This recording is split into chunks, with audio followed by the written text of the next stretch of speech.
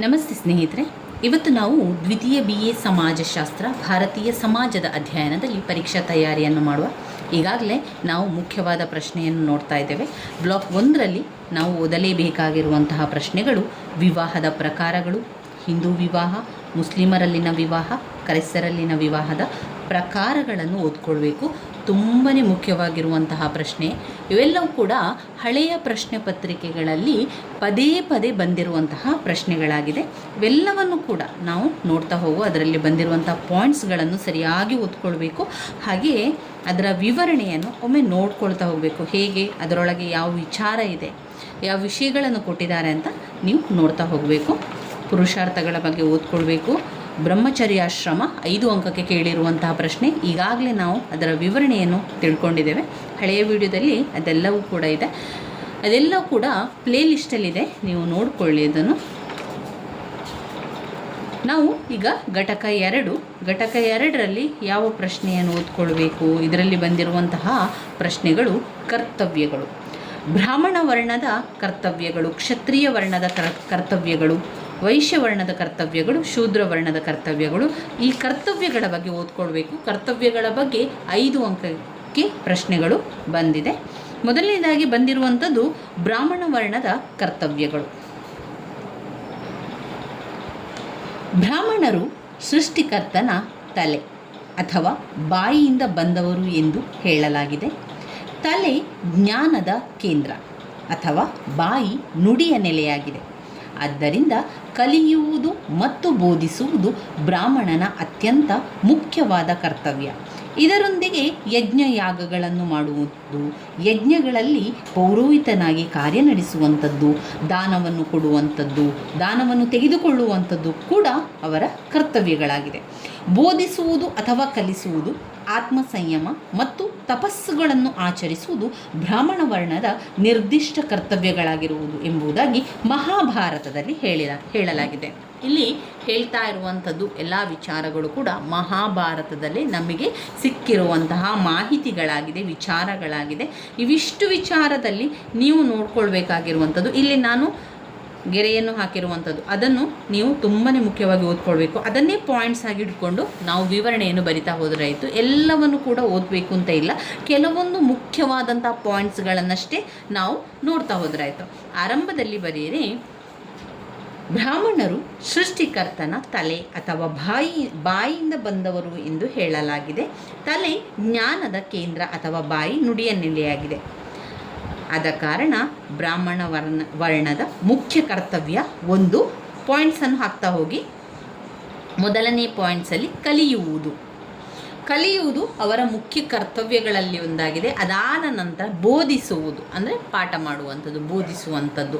ಕಲಿಯುವುದು, ಬೋಧಿಸುವುದು ಬ್ರಾಹ್ಮಣನ ಅತ್ಯಂತ ಮುಖ್ಯವಾದ ಕರ್ತವ್ಯ. ಅದರ ಜೊತೆಗೆ ಯಜ್ಞಗಳನ್ನು ಮಾಡುವಂಥದ್ದು, ಯಾಗಗಳನ್ನು ಮಾಡುವಂಥದ್ದು, ಯಜ್ಞಗಳಲ್ಲಿ ಪೌರೋಹಿತ ಕೆಲಸವನ್ನು ನಡೆಸುವಂಥದ್ದು, ಅದನ್ನೆಲ್ಲ ಪ್ರತ್ಯೇಕವಾಗಿ ಪಾಯಿಂಟ್ಸ್ಗಳನ್ನಾಗಿ ಮಾಡಿಕೊಂಡು ನೀವು ಬರಿತಾ ಹೋಗಬೇಕು.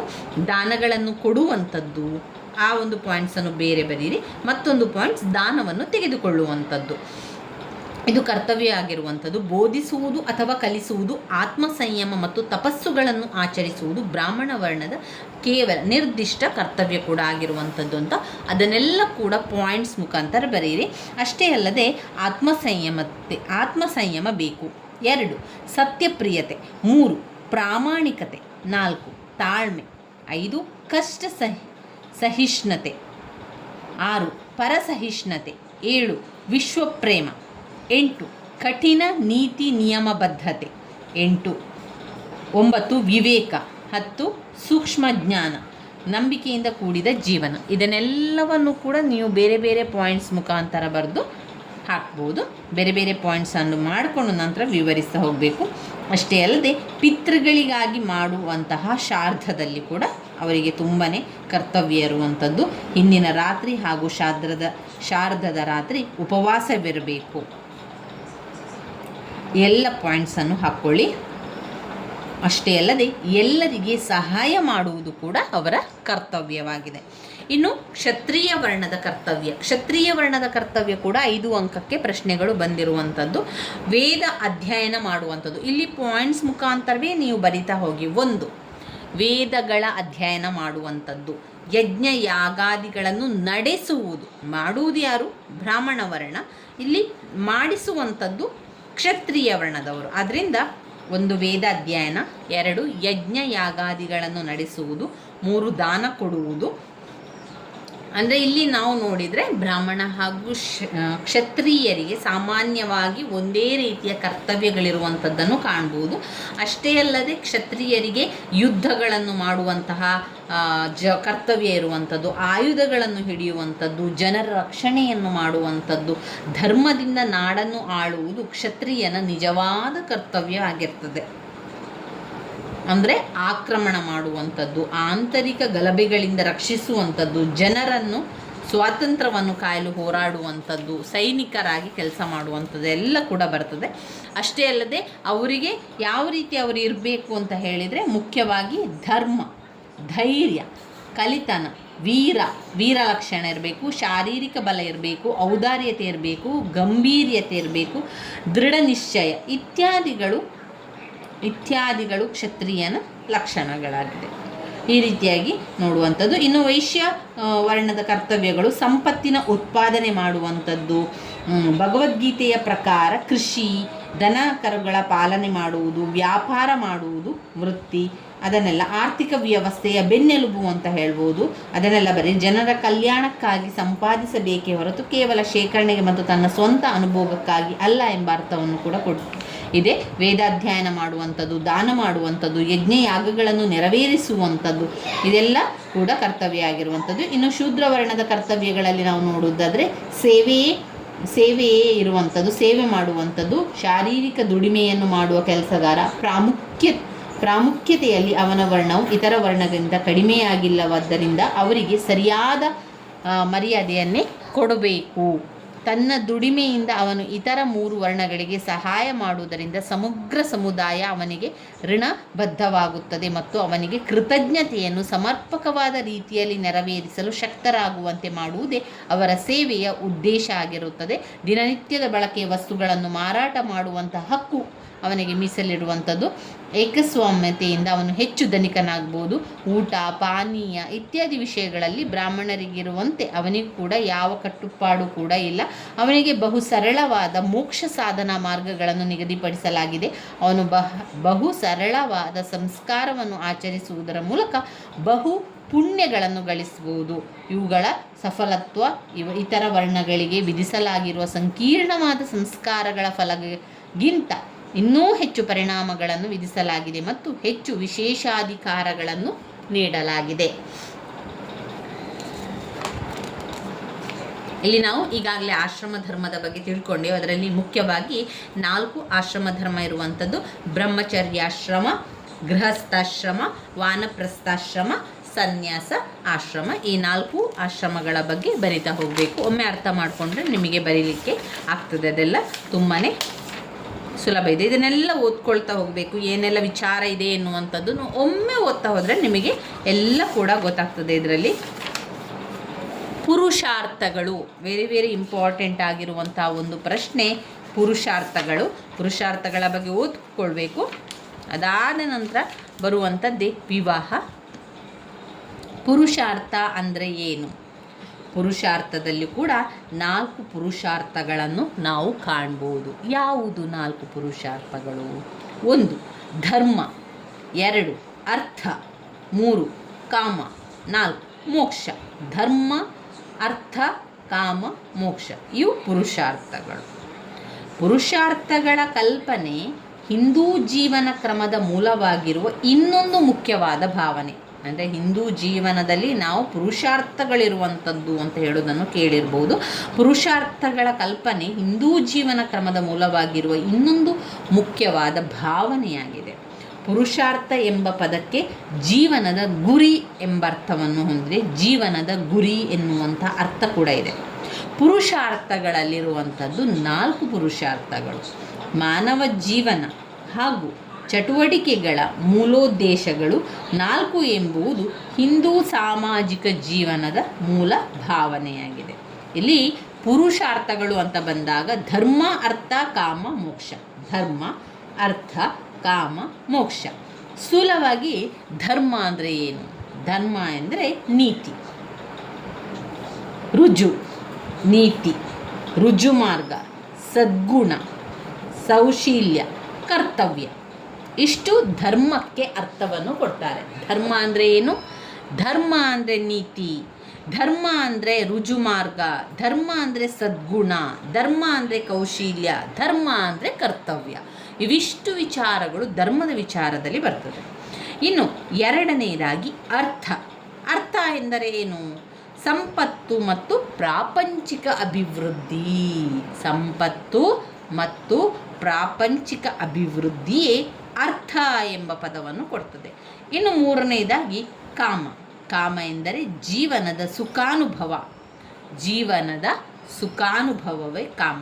ಕೊನೆಯದಾಗಿ ಮೋಕ್ಷ.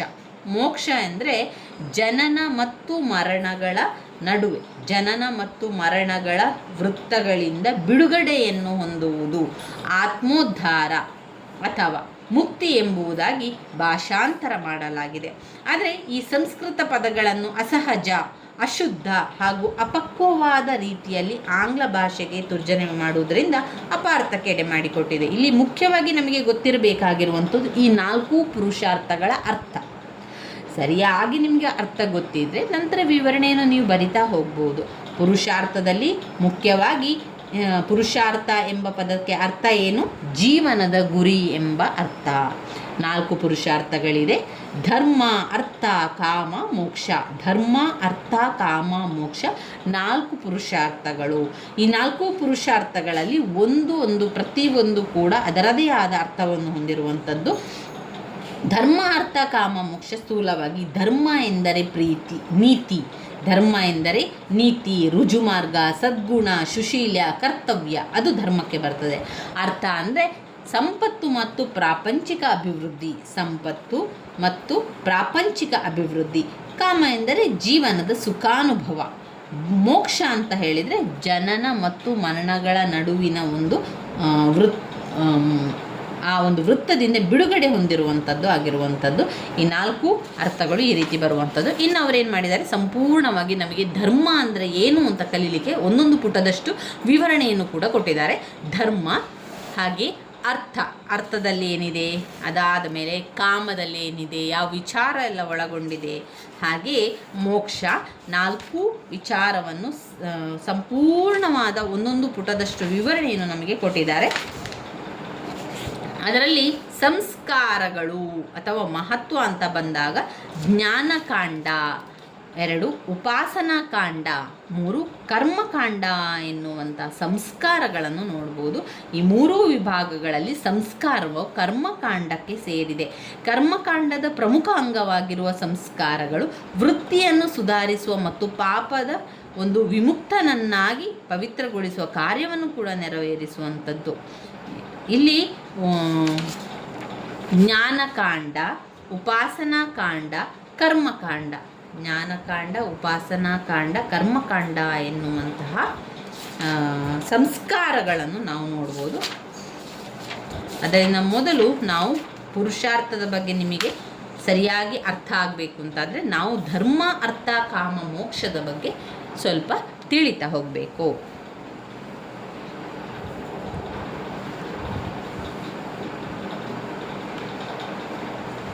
ನಾನು ಸ್ವಲ್ಪ ಇಲ್ಲಿ ಇರುವಂಥದ್ದನ್ನು ನಿಮಗೆ ನಾನು ತಿಳಿಸ್ತಾ ಹೋಗ್ತೇನೆ.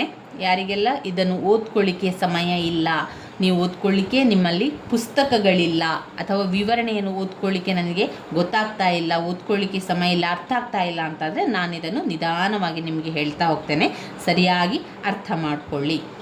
ಮೊದಲನೇದಾಗಿ ಪುರುಷಾರ್ಥದಲ್ಲಿ 4 ಪುರುಷಾರ್ಥ. ಅದರಲ್ಲಿ ಧರ್ಮ, ಅರ್ಥ, ಕಾಮ, ಮೋಕ್ಷ ಎನ್ನುವ 4 ಪಾಯಿಂಟ್ಸ್ಗಳನ್ನು ಕಾಣ್ಬೋದು. ಮೊದಲನೇದಾಗಿ ಧರ್ಮ. ಧರ್ಮ ಅಂದರೆ ಏನು ಎನ್ನುವಂಥದ್ದು ಅವರು ನಮಗೆ ಸುಲಭದಲ್ಲಿ ಅರ್ಥವಾಗಲಿಕ್ಕೆ ಧರ್ಮ ಎಂದರೆ ನೀತಿ ಅಂತ ಕೊಟ್ಟಿದ್ದಾರೆ. ನೀತಿ ಇಲ್ಲಿ ಅವರು ಸಂಪೂರ್ಣವಾದ ವಿವರಣೆಯನ್ನು ಕೊಟ್ಟಿದ್ದಾರೆ, ಅದನ್ನು ನಾವು ಓದ್ತಾ ಹೋಗುವ.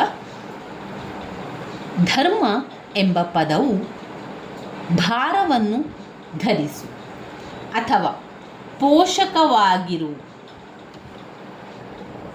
ಭಾರವನ್ನು ಧರಿಸು ಅಥವಾ ಪೋಷಕವಾಗಿರು, ಆಸರೆ ಆಗಿರು, ಬೆಂಬಲ ಕೊಡು ಅಥವಾ ಒಂದುಗೂಡಿಸು ಎಂಬುದಾಗಿ ಅರ್ಥವನ್ನು ಹೊಂದಿದೆ. ದ್ರಿ ಎಂಬ ಮೂಲದಿಂದ ಉತ್ಪನ್ನವಾಗಿದೆ. ಧರ್ಮ ಎಂಬ ಶಬ್ದಕ್ಕೆ ಒಂದು ವಸ್ತುವನ್ನು ಒಟ್ಟುಗೂಡಿಸುವುದು, ಅದು ಸಹಜವಾಗಿ ಹೇಗಿರಬೇಕು ಹಾಗೆಯೇ ಅದನ್ನು ಇಟ್ಟು ಪೋಷಿಸುವುದು, ಅದು ಚೂರು ಚೂರಾಗಿ ಒಡೆದು ಬೇರೆ ಯಾವುದೋ ವಸ್ತುವಾಗುವುದನ್ನು ತಡೆಗಟ್ಟುವುದು ಮತ್ತು ಅದರ ವೈಶಿಷ್ಟ್ಯ, ಸೂಚಕ ಲಕ್ಷಣ ಹಾಗೂ ಕ್ರಿಯೆಗಳನ್ನು ಕಾಪಾಡುವುದು ಎಂಬುದಾಗಿ ಆ ಒಂದು ಅರ್ಥವನ್ನು ಮಾಡುವುದು. ವಾಸ್ತವದಲ್ಲಿ ಇದು ವ್ಯಕ್ತಿಗಳ ಎಲ್ಲ ಸೃಜನಾತ್ಮಕ ಚಟುವಟಿಕೆ ಹಾಗೂ ರಚನಾತ್ಮಕ ಸಾಧನೆಗಳ ಮೊತ್ತವಾಗಿದೆ. ಇದು ಮಾನವ ಜೀವನವನ್ನು ನಿಯಂತ್ರಿಸಿ, ಪೋಷಿಸಿ ಹಾಗೂ ರೂಪಿಸಿ ಅದು ಇನ್ನೂ ಉತ್ತಮವಾದ ವಿಕಾಸವನ್ನು ಸಾಧಿಸಲು ಸಹಾಯವನ್ನು ಮಾಡುವ ಎಲ್ಲ ನಿಯಮ ಹಾಗೂ ನಿಬಂಧನೆಗಳನ್ನು ಒಳಗೊಂಡಿರುತ್ತದೆ. ಶ್ರೀ ಅರಬಿಂದೋ ಆಧ್ಯಾತ್ಮಿಕತೆ, ಜೀವಸತ್ವ ಮತ್ತು ಭೌತಿಕತೆ ಭಾರತೀಯ ಸಂಸ್ಕೃತಿಯ 3 ಸಾರಭೂತವಾದ ಲಕ್ಷಣಗಳಾಗಿವೆ ಮತ್ತು ಅವುಗಳಿಗೆ ಧರ್ಮವು ಮೂಲವಾಗಿದೆ ಎಂಬುದಾಗಿ ವಿವರಿಸುತ್ತಾರೆ. ಉಪನಿಷತ್ತುಗಳು ಧರ್ಮವು ಸಮಗ್ರ ವಿಶ್ವದ ಆಧಾರವಾಗಿದೆ ಎಂಬುದಾಗಿ ವರ್ಣಿಸಿದ್ದಾರೆ. ಮಹಾಭಾರತದಲ್ಲಿ ಧರ್ಮವನ್ನು ಜಗತ್ತಿನ ಒಂದು ಪೋಷಣೆ, ಜಗತ್ತಿಗೆ ಪ್ರಗತಿಗೆ ಅತ್ಯಂತ ಅವಶ್ಯಕವಾದ ಅಂಶ ಎಂಬುದಾಗಿ ಹೇಳಲಾಗಿದೆ. ಎಲ್ಲ ಸೃಷ್ಟಿ ಜೀವಿಗಳ ಒಳಿತಿಗಾಗಿ ಮತ್ತು ಎಲ್ಲ ಜೀವಿಗಳನ್ನು ತೊಂದರೆ, ಅಪಾಯ, ಸಂಕಟಗಳ ಸುಳಿವಿನಿಂದ ಮುಕ್ತಗೊಳಿಸಿ ಸಂರಕ್ಷಿಸುವುದಕ್ಕಾಗಿ ಧರ್ಮವನ್ನು ಸೃಷ್ಟಿಸಲಾಯಿತು. ಅದು ಎಲ್ಲರನ್ನು ಕೂಡ ಕಾಪಾಡಿ ಸಲಹುವುದರಿಂದ ಸೃಷ್ಟಿಯಾದ ಎಲ್ಲ ಜೀವಿಗಳನ್ನು ಕೂಡ ಅದು ಸಂರಕ್ಷಣೆ ಮಾಡುವುದರಿಂದ ವಿಶ್ವವನ್ನು ಸುರಕ್ಷಿತವಾಗಿ ಇಡಲು ಶಕ್ತವಾಗಿರುವುದರಿಂದ ಅದನ್ನು ಧರ್ಮ ಎಂಬುದಾಗಿ ಕರೆಯಲಾಗ್ತದೆ. ಭಗವಾನ್ ಶ್ರೀಕೃಷ್ಣನು ಹೇಳ್ತಾನೆ, ರಾಮಾಯಣವು ಧರ್ಮವು ಮಾನವನ ಜೀವನದ ಸಾರ ಎಂಬುದಾಗಿ ವಿವರಿಸುತ್ತೆ. ಧರ್ಮವೆಂದರೆ ನಮ್ಮ ಆಲೋಚನೆ, ನಮ್ಮ ನುಡಿ, ನಮ್ಮ ನಡೆ ಹಾಗೂ ಕ್ರಿಯೆಗಳಲ್ಲಿ ಸಾಮರಸ್ಯ ಎಂಬ ಅರ್ಥವನ್ನು ಸಹ ಆಗುತ್ತದೆ. ಆದ್ದರಿಂದ ಮಾನವ ವ್ಯಕ್ತಿತ್ವದ ಪರಿಪೂರ್ಣ ವಿಕಾಸಕ್ಕೆ ಅನಿವಾರ್ಯವಾಗುತ್ತದೆ. ಇದು ಆತ್ಮಸಾಕ್ಷಿ ಮತ್ತು ಸದ್ವರ್ತನೆಯನ್ನು ಎತ್ತಿ ಹಿಡಿಯುತ್ತದೆ. ಹೀಗೆ ಅದು ಆದರ್ಶವಾದ ನಡತೆಯಾಗುತ್ತದೆ.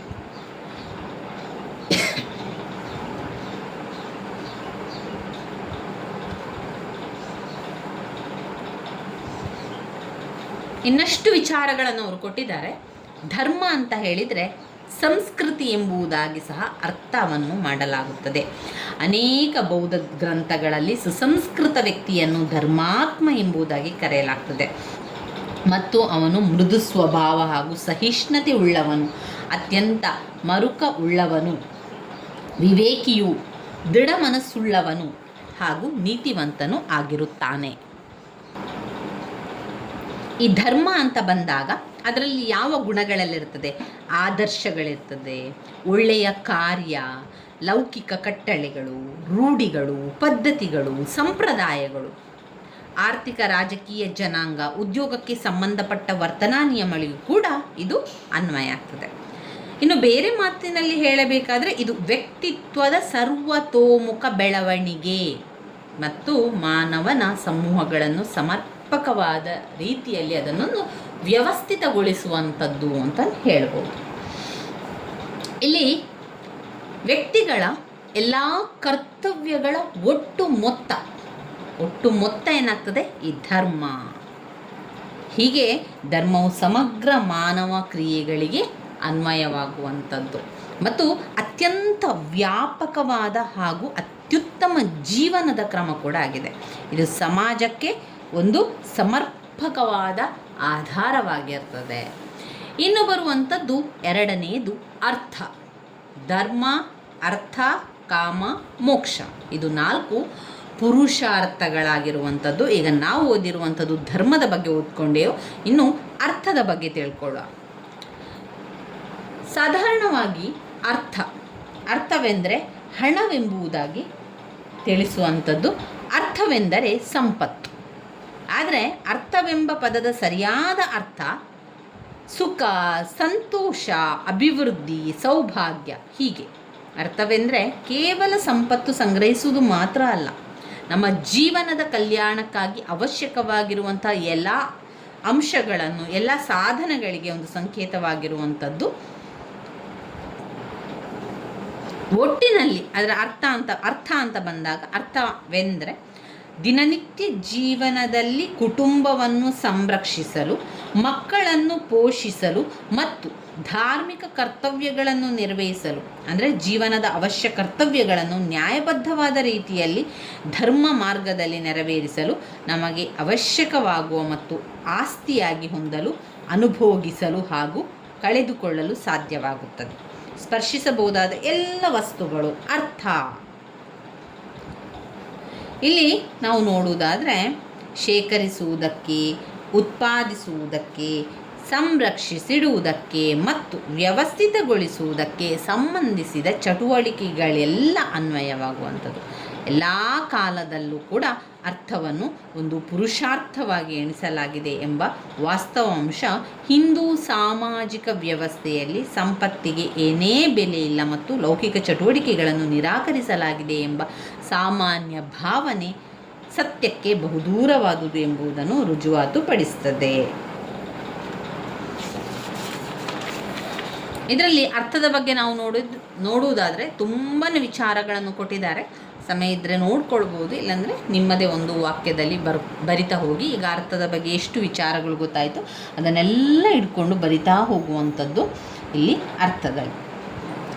ಆದರೆ ಅರ್ಥದ ಬಗ್ಗೆ ಹಿಂದೂಗಳು ಆರಾಧನಾ ಮನೋಭಾವವನ್ನು ಬೆಳೆಸಿಕೊಂಡಿಲ್ಲ, ಅಂದರೆ ಅರ್ಥದ ಪರಮ ಗುರಿ ಎಂಬ ಭಾವನೆ ಅವರಲ್ಲಿಲ್ಲ ಎಂಬುದು ಆ ಒಂದು ಸಮಾಜದ ವೈಶಿಷ್ಟ್ಯವಾಗಿದೆ. ಸಂಪತ್ತಿನ ದೇವತೆಯಾಗಿರುವ ಕುಬೇರನು ಒಬ್ಬ ದಿಕ್ಪಾಲಕ ಮಾತ್ರವಾಗಿದ್ದಾನೆ. ಭಗವಂತನಾದ ಮಹಾವಿಷ್ಣುವಿನ ಧರ್ಮಪತ್ನಿ ಮಹಾಲಕ್ಷ್ಮಿಯನ್ನು ಹಣಕಾಸನ್ನು ಕೊಡುವ ದೇವಿ ಎಂಬುದಾಗಿ ಭಾವಿಸಿ ಪೂಜಿಸುವುದಿಲ್ಲ, ಆದರೆ ಸಕಲ ಸೌಭಾಗ್ಯಗಳ ಅಧಿದೇವತೆ ಎಂಬುದಾಗಿ ಎಣಿಸಿ ಆರಾಧಿಸಲಾಗ್ತದೆ. ಅವಳನ್ನು ಶ್ರೀ ಎಂಬುದಾಗಿ ಕರೆಯುತ್ತೇವೆ. ಶ್ರೀ ಸಕಲ ಸೌಭಾಗ್ಯ ಸೂಚಕ ಚಿಹ್ನೆ. ಆದ್ದರಿಂದ ಹಿಂದೂ ವಿಚಾರಧಾರೆಯು ಸಂಪತ್ತನ್ನು ಪಡೆಯಲು ಧರ್ಮರಹಿತವಾದ ಮಾರ್ಗವನ್ನು ಅನುಸರಿಸುವುದನ್ನು ಒಪ್ಪುವುದಿಲ್ಲ, ಅದರ ಬದಲಾಗಿ ವಿರೋಧಿಸುತ್ತದೆ. ಅದು ಧರ್ಮದ ಮೇಲೆ ಆಧಾರಿತವಾಗಿರುವ ನ್ಯಾಯಸಮ್ಮತವಾದ ಕ್ರಮದಲ್ಲೇ ಸಂಪತ್ತನ್ನು ಸಂಪಾದಿಸಬೇಕೆಂಬುದಾಗಿ ವಿಧಿಸುತ್ತದೆ. ವರ್ತ ಅಥವಾ ಆರ್ಥಿಕ ಚಟುವಟಿಕೆಗಳು ಧರ್ಮವನ್ನೇ ಅವಲಂಬಿಸಿದೆ. ಹೀಗೆ ಹಿಂದೂ ವೈಚಾರಿಕ ಕ್ರಮದಲ್ಲಿ ಸಂಪತ್ತಿಗೆ ಒಂದು ನೈತಿಕ ತಳಪಾಯವನ್ನು ಒದಗಿಸುವ ಉದ್ದೇಶ ಸಾಧನವಾಗಿದೆ. ವ್ಯಕ್ತಿಗಳ ನೈತಿಕ ಕಲ್ಯಾಣಕ್ಕೆ ಧಕ್ಕೆಯನ್ನು ಉಂಟು ಮಾಡುವ ಮತ್ತು ನೈತಿಕ ಮೌಲ್ಯಗಳನ್ನು ಕಡೆಗಣಿಸುವ ಆರ್ಥಿಕ ವ್ಯವಸ್ಥೆ ಅಸತ್ಯವಾದುದು, ಅನೈತಿಕವಾದುದು ಮತ್ತು ಆದ್ದರಿಂದ ಪಾಪಕರವಾದುದು ಮತ್ತು ನಿಜವಾದ ಅರ್ಥಶಾಸ್ತ್ರವು ಮುಖ್ಯವಾಗಿರುವ ನೈತಿಕ ಪ್ರಮಾಣಗಳಿಗೆ ವಿರುದ್ಧವಾಗಿರುವುದಿಲ್ಲ ಎಂಬ ಗಾಂಧೀಜಿಯವರ ಹೇಳಿಕೆಯಲ್ಲಿ ಅತ್ಯುತ್ತಮ ಭಾವನೆಯ ಪ್ರತಿಧ್ವನಿ ನಮಗೆ ಕಾಣ್ತದೆ. ಇನ್ನು ಮೂರನೆಯದು ಕಾಮ. ಮೂರನೆಯ ಪುರುಷಾರ್ಥ ಕಾಮ ಆಗಿದೆ. ಸಾಧಾರಣವಾಗಿ ಕಾಮವೆಂದರೆ ಇಂದ್ರಿಯಗಳಿಗೆ ಸಂಬಂಧಿಸಿದ ಜೀವನ ಎಂಬುದಾಗಿ ಅರ್ಥ ಕೊಡ್ತದೆ. ಇಂದ್ರಿಯ ಭೋಗ ಅಥವಾ ಐಹಿಕ ಸುಖಾನುಭವ ಎಂಬ ಅರ್ಥವುಳ್ಳ ಪ್ಲೆಷರ್ ಎಂಬ ಆಂಗ್ಲ ಪದದಂತೆ ಇದೂ ಸಹ ಕೀಳು ಬಗೆಯ ಸಂತೋಷ. ಮುಖ್ಯವಾಗಿ ಇಲ್ಲಿ ನಾವು ನೋಡುವುದಾದರೆ ಲೈಂಗಿಕ ಸಂಬಂಧಗಳಿಂದ ಬರುವ ಸಂತೋಷ ಎಂಬ ಅರ್ಥವನ್ನು ಕೂಡ ಕೊಡ್ತದೆ. ಇದು ಮಾನವ ಶರೀರದ ಎಲ್ಲ ಇಂದ್ರಿಯದ ಬಯಕೆ, ವಿಷಯಾಸಕ್ತಿ ಮತ್ತು ಶಾರೀರಿಕ ಭೋಗಗಳು, ಅಪೇಕ್ಷೆಗಳನ್ನು ಸೂಚಿಸುತ್ತದೆ. ಕಾಮ ಎಂಬ ಪದಕ್ಕೆ ಅಕ್ಷರಶಃ ಅರ್ಥ ಕಾಮಾಸಕ್ತಿ, ಪ್ರಣಯ ಅಥವಾ ವಿಷಯಾಭಿಲಾಷೆ ಎಂಬುದಾಗಿರ್ತದೆ. ಪಾರಿಭಾಷಿಕವಾಗಿ ಕಾಮವೆಂದರೆ ಇಂದ್ರಿಯಗಳಿಗೆ ಸಂಬಂಧಿಸಿದ ಬಾಹ್ಯ ವಸ್ತುಗಳ ಸಂಪರ್ಕದಿಂದ ಉಂಟಾಗುವ ಸಂತೋಷ ಎಂಬರ್ಥವಾಗ್ತದೆ. ಪಂಚೇಂದ್ರಿಯಗಳ ಕಡುಬಯಕೆ ಮತ್ತು ಮನಸ್ಸು ಹಾಗೂ ಬುದ್ಧಿಯ ಹಂಬಲಗಳನ್ನು ತೃಪ್ತಿಪಡಿಸುವ ಆಕಾಂಕ್ಷೆಯನ್ನು ಸಹ ಕಾಮ ಎಂಬುದಾಗಿ ಹೇಳ್ತದೆ. ಸಂಕ್ಷೇಪದಲ್ಲಿ ಕಾಮವೆಂದರೆ ವಿಷಯ ಭೋಗವನ್ನು ಗುರಿಯಾಗಿಟ್ಟುಕೊಂಡು ಜೀವನವನ್ನು ನಡೆಸುವುದು ಮತ್ತು ಇಂದ್ರಿಯ ಹಾಗೂ ಇತರ ಐಹಿಕ ಸುಖ ಸಂತೋಷಗಳನ್ನು ಪಡೆದು ಅನುಭೋಗಿಸುವುದು ಎಂದರ್ಥವಾಗ್ತದೆ. ಇದು ಅತ್ಯಂತ ವ್ಯಾಪಕವಾದ ಅರ್ಥದಲ್ಲಿ ಇಂದ್ರಿಯಗಳಿಗೆ ಸಂಬಂಧಿಸಿದ ಜೀವನ ಮತ್ತು ಶಾರೀರಿಕ ತೃಪ್ತಿ, ಸೌಂದರ್ಯಾತ್ಮಕ ಆನಂದ, ಕಲಾತ್ಮಕ ಸುಖಾನುಭವವನ್ನು ಸೂಚಿಸುತ್ತದೆ. ಇನ್ನಷ್ಟು ವಿಚಾರಗಳು ಇದರಲ್ಲಿದೆ. ನಾವು ಇದನ್ನು ಮುಂದಿನ ವಿಚಾರಕ್ಕೂ ಕೂಡ ಸ್ವಲ್ಪ ಹೋಗ್ತಾ ಹೋಗುವ, ಇಲ್ಲಂತಾದರೆ ನಮ್ಮ ವಿಡಿಯೋ ತುಂಬಾ ಲಾಂಗ್ ಆಗಿ ಹೋಗ್ತದೆ. ಮೋಕ್ಷ. ಮೋಕ್ಷ ಎಂಬ ಪದ ಏನು ಬರ್ತದೆ? ಮೋಕ್ಷ ಎಂಬ ಶಬ್ದದ ಅರ್ಥ ಬಿಡುಗಡೆ ಹೊಂದುವಂಥದ್ದು. ಮೋಕ್ಷ ಅಂದರೆ ಮುಕ್ತಿ. ಈಗ ನಾವು ಮುಕ್ತಿ ಸಿಗ್ತದೆ ಅಂತ ಹೇಳುವಂಥದ್ದು, ಮೋಕ್ಷ ಸಿಗುವಂಥದ್ದು, ಆತ್ಮೋದ್ಧಾರ ಅಥವಾ ಜನ್ಮ ಮರಣ ಚಕ್ರಗಳಿಂದ ವಿಮೋಚನೆ ಎಂದರ್ಥ. ಅದು ಮೃತಹೀನ ಸ್ಥಿತಿ ಅಥವಾ ಅಮರತ್ವವನ್ನು ಸೂಚಿಸುತ್ತದೆ. ಮುಕ್ತಿ ಅಂದರೆ ಭಗವಾನ್ ಸಾಕ್ಷಾತ್ಕಾರವನ್ನು ಪಡೆದೇ ಪರಮಾತ್ಮನ ಅಖಂಡತ್ವವನ್ನು ಹಾಗೂ ತಾನು ಭಗವಂತನು ಅವಿಭಾಜ್ಯ ಅಂಗ ಎಂಬುದಾಗಿ ಅರಿವು ಕೂಡ ತಿಳಿಸುತ್ತದೆ. ಸಮಾಜಶಾಸ್ತ್ರದ ಪ್ರಕಾರವಾಗಿ ವೀಕ್ಷಿಸಿದರೆ ಪರಿಪೂರ್ಣ ವ್ಯಕ್ತಿಯಾಗುವುದೇ ಮೋಕ್ಷ. ಅದೇ ಜೀವನದ ಪರಮೋದ್ದೇಶ ಎಂಬುದಾಗಿ ಹೇಳ್ಬೋದು. ಸಾಮಾಜಿಕ ಅರ್ಥದಲ್ಲಿ ಪರಿಪೂರ್ಣ ವ್ಯಕ್ತಿ ಅತ್ಯಂತ ಸುಸಂಸ್ಕೃತನಾಗಿರುತ್ತಾನೆ.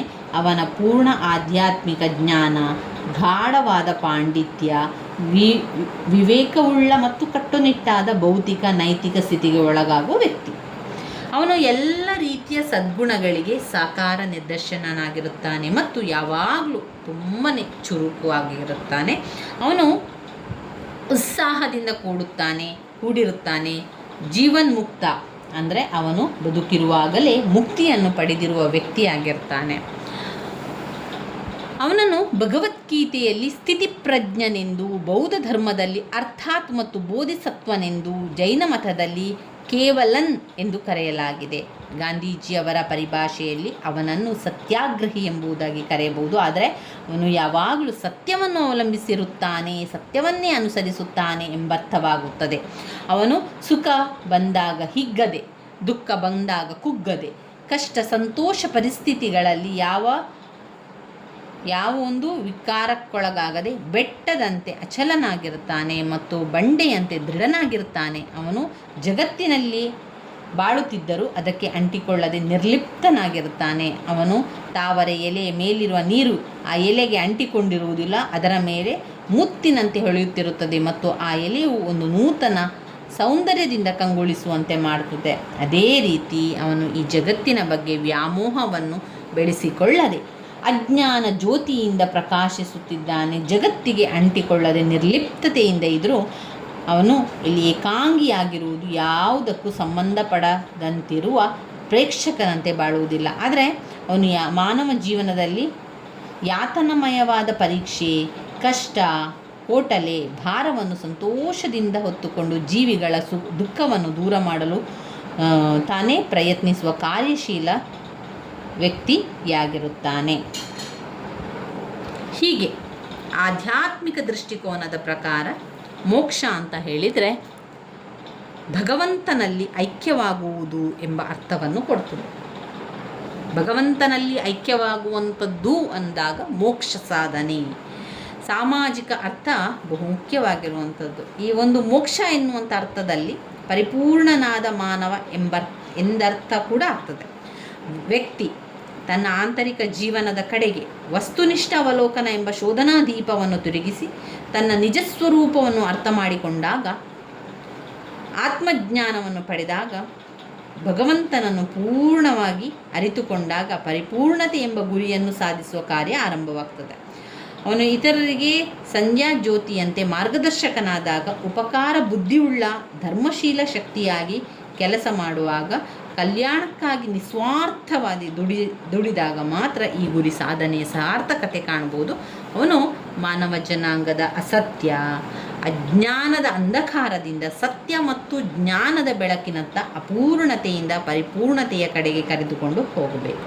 ಸೃಷ್ಟಿಯಲ್ಲಿ ಅತ್ಯಂತ ಕನಿಷ್ಠವಾಗಿರುವ ಜೀವಿಯನ್ನು ತನ್ನಂತೆ ಎಣಿಸಿ ಪ್ರೀತಿಸದಿದ್ದರೆ ಮತ್ತು ನಿಜವಾದ ಹಿತಕ್ಕಾಗಿ ನಿಸ್ವಾರ್ಥ ಸೇವೆಯನ್ನು ಮಾಡದಿದ್ದರೆ ಭಗವಂತನನ್ನು ಅರ್ಥ ಮಾಡಿಕೊಳ್ಳುವುದು ಮತ್ತು ಪರಮಾತ್ಮ ಸಾಕ್ಷಾತ್ಕಾರ ಸಾಧ್ಯವಿಲ್ಲ ಎಂಬುದಾಗಿ ಹೇಳಿ ಗಾಂಧೀಜಿಯವರು ಈ ಒಂದು ಪದದ ಸಾಮಾಜಿಕ ಮಹತ್ವವನ್ನು ಸ್ಪಷ್ಟವಾಗಿ ವಿವರಿಸಿದ್ದಾರೆ.